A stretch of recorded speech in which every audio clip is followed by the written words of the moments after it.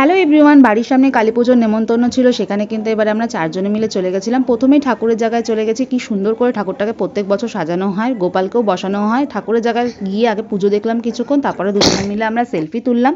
তারপরে কিন্তু সোজা চলে গেলাম খাবার দাবারের জায়গায়। খাবার দাবারের জায়গায় কিন্তু এবারে চেরিকে নিয়ে আসা হয়েছিল, কারণ চেরি আগের বছর ছোট ছিল।